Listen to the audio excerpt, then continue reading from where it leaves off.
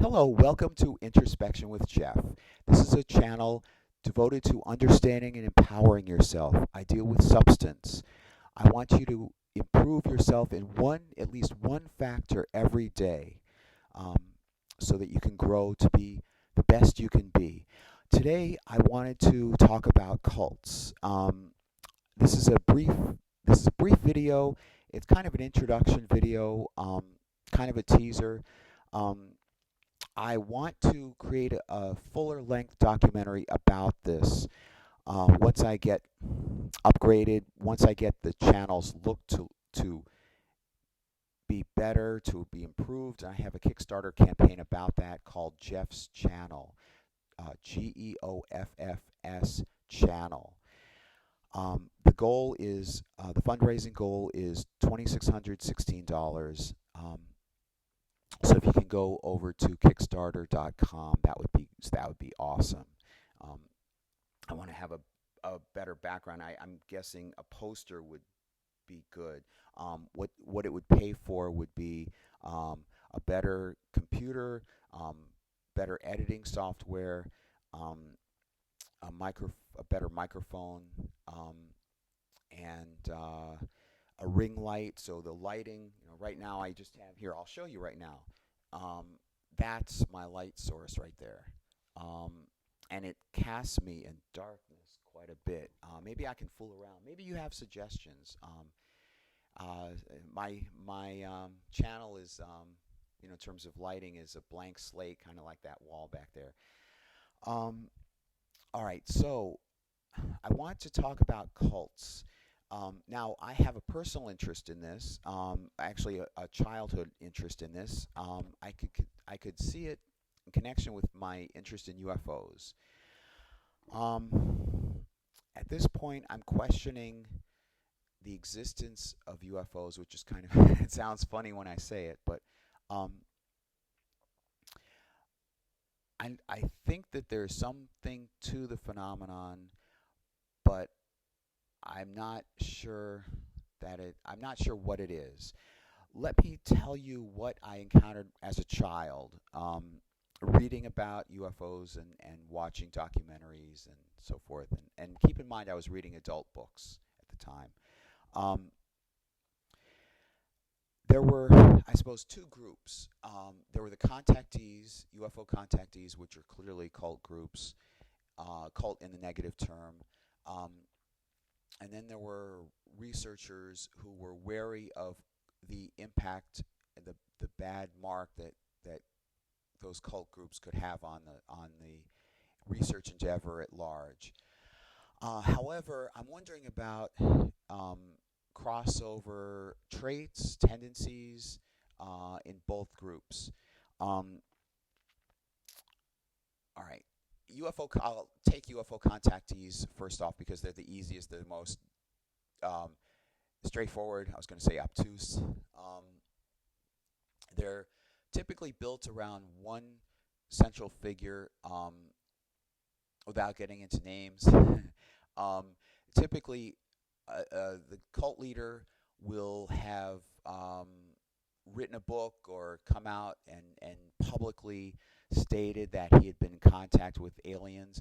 Now the UFO phenomenon began, really kind of in the 20th century, exploded around 1947, 19 into the 1950s, and as you can probably guess, people were seeing these strange uh, images in the sky, weird phenomena, and then, as you can imagine, certain people came out and began proclaiming that they had contact, they had some intimate, personal connection with these craft. Um, Typically, they would speak about peace-loving, concerned creatures from other planets or other places, um, wanting us to stop wars and they promised to cure famine. It was very much very religious. There was specific religious terminology in there. Um, it's kind of like the movie The Day the Earth Stood Still, which I believe came out either 1951 or 1956, and that had a significant impact on um, how UFO contactees package themselves. And I specifically use the word packaged. They would often write books. They would have large gatherings like conventions. In fact, if I remember correctly, there was a convention called Giant Rock where there were lots of contactees that would gather together, and they would support each other. They would support each other's claims. Um, there's an excellent book I have. It's a thick book by an author named David Jacobs. Um, he's an interesting figure in of himself. He went to, I believe, Temple University, and as a thesis, uh, he wrote. I believe the title of the book is the same as the thesis. UFO Controversy in America. And each chapter covered a different aspect of the UFO phenomenon. And chapter 5, one of my favorite chapters in the book, dealt with the contactee phenomenon. Um, he himself um, investigated reports. I'll have to get into that too, what a UFO researcher is and how they were different from a UFO contactee. And also, I'm curious what the similarities are between them. Um, UFO researchers, different from contactees, would typically sound or come across as more scientifically focused. They had some kind of training, formal training. They had some concern about differentiating fact from fiction. They were what careful about aspects of the sighting. They were careful about details like a bluish green tint in the light. They were they gave they had more concern about those details as opposed to contactees, which were more fluid. Their stories um, preyed on emotion, whereas the UFO researchers um, focused on discerning what was actually going on and looking to various possible explanations. That's the best, I think, that's the best differentiation I can make between the contactees and the researchers. For one thing, looking to various possible explanations, being open-minded, well, many of them being open-minded to plausible explanations. Those are the UFO researchers. The contactees were more fluid. They were developing more of a mythology and a an emotional journey, um, kind of like writing a movie. Like if you were going to create your own religion, you would put in these aspects into your mythology, and they drew from Christian elements, many of them. Um, and the other aspect was formal training. The contactees, I believe for the most part, um, didn't have any kind of formal training or, scary enough, any kind of much formal education, whereas researchers tended to have very scientific, um, very disciplined scientific backgrounds. Um, okay, so um, the contactees would have a gathering. They would develop a following. Um, the following um, would believe in UFOs would believe what their leader was talking about. You know, the leader would either characterize them as peace loving or characterize them usually peace loving. And it's very much like a Christ aspect, um, that um, the UFO contactee was a prophet, modern day prophet, who could speak to, who had usually regular communications with um, these aliens from other planets or other dimensions, what have you, um, who typically came to warn Earth of its own potential destruction, very much like the day the Earth stood still. Um, and there were other aspects of cult groups. All right, there would be certain terminology. I'm getting ahead of myself, actually. There'd be certain terminology. There'd be a fan following. There would be an authoritative leader at the head of it. Um, there would be no questioning of the beliefs of the group. There would be maybe a popular name for the group. As I'm talking about this, Bo and Peep come to mind. I don't remember his name. Um, there was a Hale-Bopp comet in the late 1990s, and there was somebody who had run a prior cult group, and then I believe he just shifted names, but he continued his cult-like activity, being the leader of the cult. Marshall Applewhite was his real name, and he got a group of followers together, and they wanted to. It's scary. I want to say he indoctrinated them, although they may say otherwise. And it seems as though they they all held this hopeful belief in um, in some kind of future life.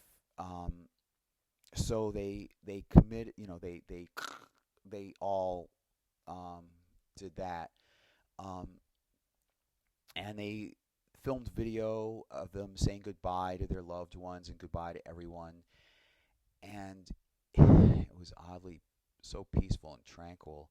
Um, and then this brings to mind earlier cult groups.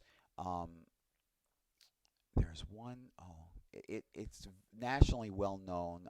It just escapes me at the moment. I believe in the late 70s, there was somebody who gathered his followers. He started off as, I think, a form of communism, and then moved his group to a secluded area, and that comes up a lot in not necessarily UFO cult groups, but cult groups in general. Um, that way, they can be away from public scrutiny, away from their loved ones, away from anything that would question their beliefs or encourage them to question what was going on within the group. You encapsulate the group in a secluded area. You have them only talking to each other, and you create what's called a bubble. I want to say bubble universe, like a thought bubble. Like we're all in this bubble, and we don't contact anybody else. So therefore, what we believe, our speech and our communication with each other reinforces the beliefs, and it's back and forth, back and forth. One help, which came first, the chicken or the egg? One reinforces the other. Um, so that way the cult leader can maintain control. Now, this is very important, that they stay within this bubble, so that they don't question even the most obvious facts or evidence, which would at least question the veracity of their beliefs. Now, you could take this to a larger degree in terms of religion itself. Um, Now, I wanted to post this today because I've been noticing in the world, in politics, in even in terms of method acting. Somebody posted a video about well, some phenomenon in particular I won't go into, um, where he was suggesting the process of method acting is inducive of um, bringing out your own basically going wild with your emotions and losing a healthy control over them. And then there's also the aspect of trolling. Um, and I'm sure you can think of other examples too in our lives right now, in the world right now. So that's why I thought this is very important. This is probably the most important topic I can think of to do a video on this channel because um, it's so impactful on our minds and our psychology and sociology. I've already talked about I've already talked about UFO cults in general. I wanted to mention a book and an author that I believe David Jacobs mentions in his book. Um, the author is Margaret Thaler Singer. She's since deceased, sometime early 2000 something. She's cynical. We need more cynics in the world. She was a clinical psychologist. She wrote a book, Cults in Our Midst. Um, I can find reference to it being reprinted in 1996. I don't know when it was originally printed, when it was originally authored. Now, she was a clinical psychologist dealing in schizophrenia, family therapy, and she was a proponent of brainwashing theory. Brainwashing theory, I don't know if it began, I think it began somewhere in the 1950s and 60s.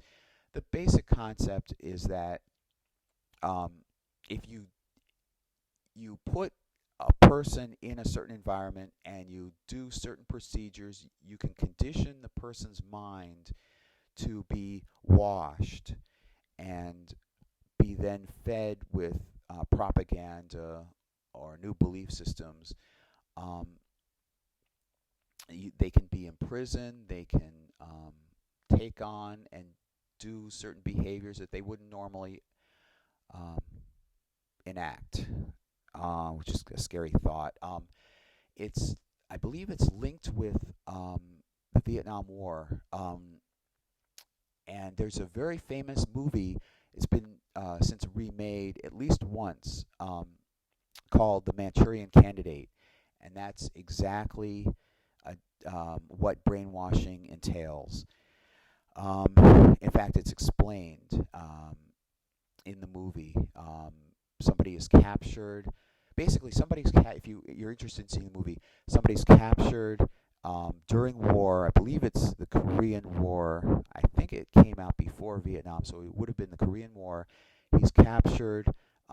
There's a Korean involved who is trying to induce this brainwashing effect. The person is then released. The person then goes into regular society. He then runs for political office, and this is a thriller, exciting thriller. And the question is, what would happen if this political candidate came in? How susceptible would he be to outside influence, particularly Koreans or communists in general? And as I'm talking about this, all these thoughts are coming to mind about the mindset the CIA had and our foreign policy in the 1950s, 60s, 70s. I don't know how far it existed into the 70s and 80s, but this whole idea of communism being a monolith, that there wasn't a Chinese communism and a Russian or a Soviet form of communism. It was all communism. And I found it fascinating that, although this is taken from secondhand reports, me reading about this stuff, but if it's true, it's interesting that you'd have a map and you'd have essentially the free world countries, and then you'd have the communist countries all in red. And it wasn't like, pink and darker red and lighter red and orange. It was all red or white or whatever the free country color designation was. And I'm wondering how much that affected the mindset of people. Just simply a map like that, it didn't take into account forms of communism. It's this binary form of thinking, either this or this. You can't have fractions or variations. All right, so that's brainwashing theory.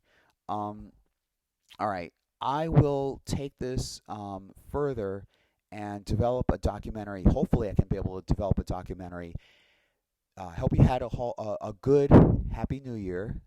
This is January 1st, at least the last time I checked.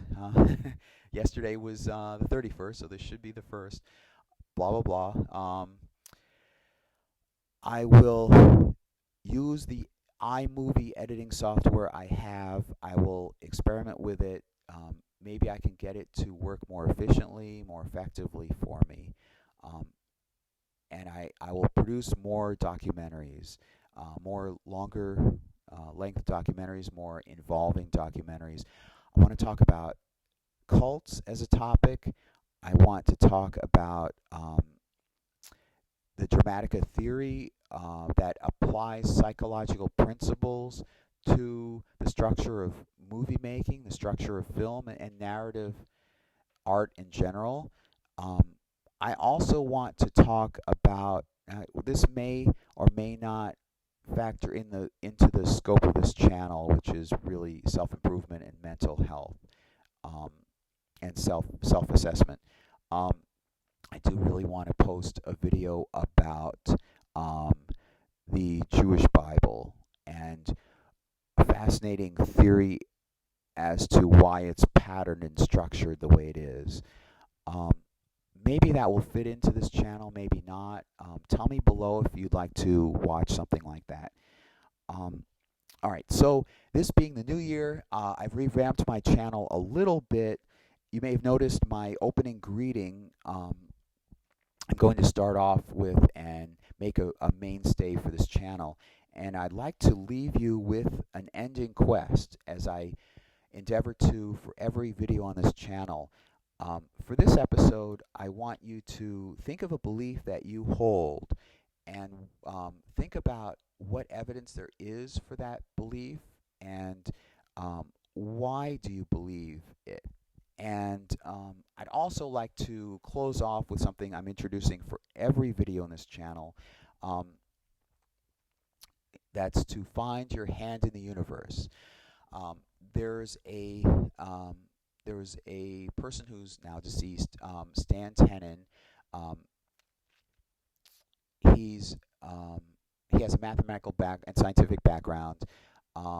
He developed some interesting perceptions about the Jewish Bible, which I won't get into, but he had an interesting theory about the hand and hand gestures creating shadows, and that perhaps the Hebrew alphabet and earlier alphabets were actually shapes of shadows of the human hand in various gesticulations. And he suggested that the hand is very crucial. Perhaps the hand was chosen because it's something you can focus on. And I've heard about astral dreaming. It's not called astral dreaming, where you go into an altered state, um, self-induced, dreaming. I can't remember the term, but I like I like that aspect. I like that concept that um, if you don't if you question the reality you're in, you can focus on your hand and be familiar with your hand and hold on to yourself, hold on to your own essence. So I encourage you all to find your hand in the universe. Thank you until next time. Have a good day.